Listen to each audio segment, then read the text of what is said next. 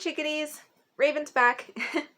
So let's start the first chapter of the first book. This is going to be exciting. As you saw in the introductory, we're going to be starting with Edgar Allan Poe. This book is on loan from me from a very good friend of mine.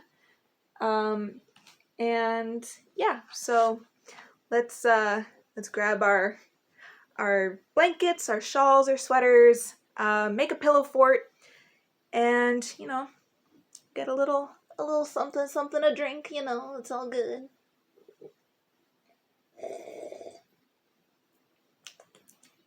Coffee's amazing. I'm an addict. Shut up. Okay, so the first story that we're going to be coming to, well, first poem, is called O Tempora, O Moors. And again, poems and short stories by Edgar Allan Poe, his completed works. O times, O manners, it is my opinion that you are changing sadly your dominion. I mean the reign of manners hath long ceased, for men have none at all, or bad at least.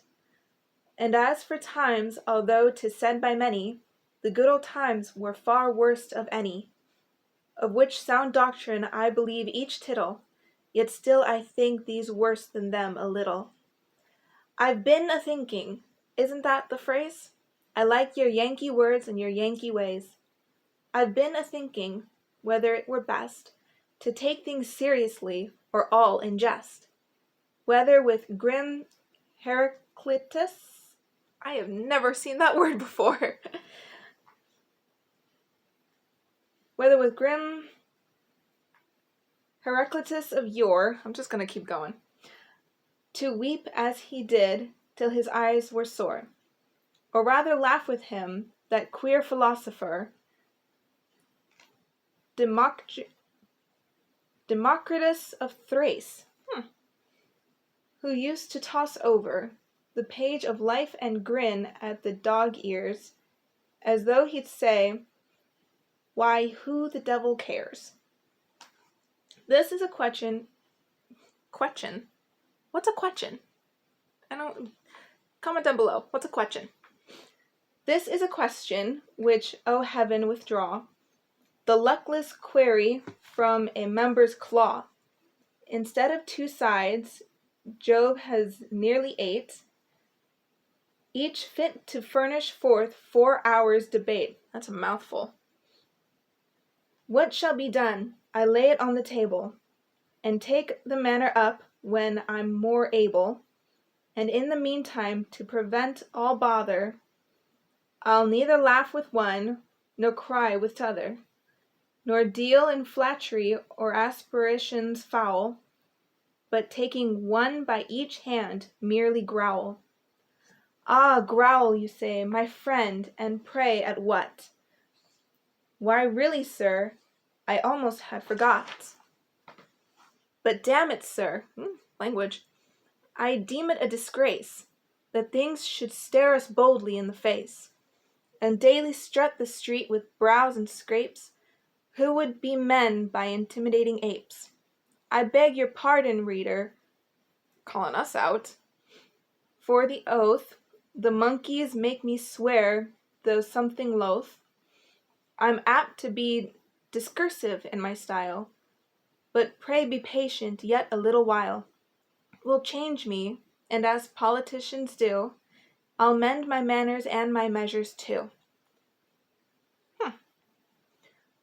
Of all the cities, and I've seen no few, for I have traveled, friend, as well as you. I haven't traveled, I want to travel.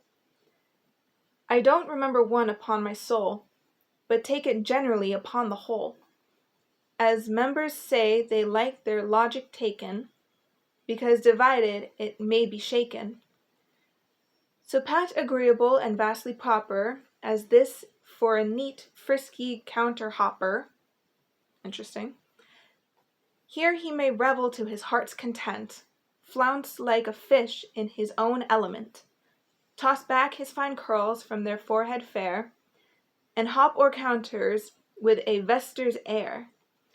Complete at night what he began a.m., and have cheated ladies, no, dance with them.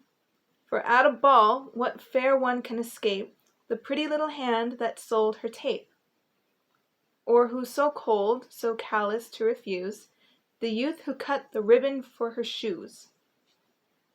One of these fish, par excellence, the beau, God help me, it has been my lot to know, at least by sight, for I am a timid man, and always keep from laughing if I can.